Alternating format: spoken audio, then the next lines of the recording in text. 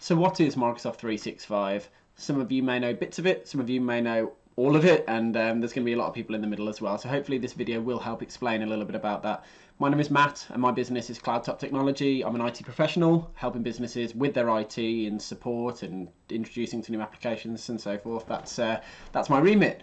So Microsoft 365, what is it? It is your modern cloud-based IT solution that's designed for remote working and near on eliminates the need for on-site servers. It breaks down to three sections for me. You've got the Office apps, so most of you know Microsoft Office, the applications like Word, Excel, PowerPoint, Outlook. You've got the cloud services, so I see that as email, as data storage. Then you've got the security, so apps, cloud services, security. Those are the big three areas of what 365 is. To simplify it down, it's a license. Okay, you pay whichever license you purchase. There's two main options for a business: £9.40. See there's the business standard, and then you've got the premium option as well, which is £15. So what that will then include, if I scroll down slightly, is all the Office applications, your Word, Excel, PowerPoint, the ones you're familiar with. As well as your online services as well, so like your Exchange, which is essentially where it will host your emails. You can put your domain to it, so I own cloudtoptechnology.co.uk, therefore my Exchange, my emails point to matt@cloudtoptechnology.co.uk, and any other one I want to add, like sales at, info at, that's all part of my one single license. You can just add as many of those as you want. But I also get OneDrive, SharePoint, and some more modern applications like forms and lists. So part one, you get the applications, but the license dictates some of the features you get. So the standard and premium, the main difference is premium, you get Intune and you get some additional security benefits. Intune is for like managing devices like PCs, laptops, phones, to help secure your data and what can be accessed on it and to try and protect those devices.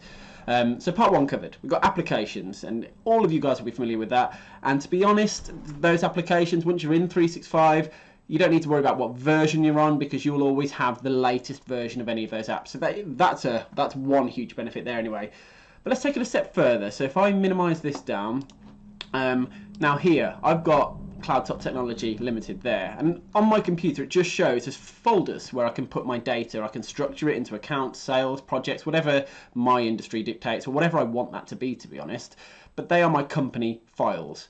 In 365 you get a terabyte of data per license. So if you own one license, you get 1 terabyte. If you own 10, you get 10 terabytes. That's to be used between like SharePoint, OneDrive, emails, and so forth. But I've got my company structure. It's local. It's as if, and the only reason you'd sort of know it's not local is if you look at the cloud icon here. But moving a file or folder to the cloud or not to the cloud is as simple as clicking always keep on this device. It's going to sync and it's going to pull that data down to my local PC. So my data is now taken care of. My domain and my emails are taken care of by owning being part of 365 anyway. And now I've got all the applications like the Word, the Excel, and the Outlook, and all those other ones that you use. So to be honest, there is a lot of applications that you can use within 365, but that's that bit covered.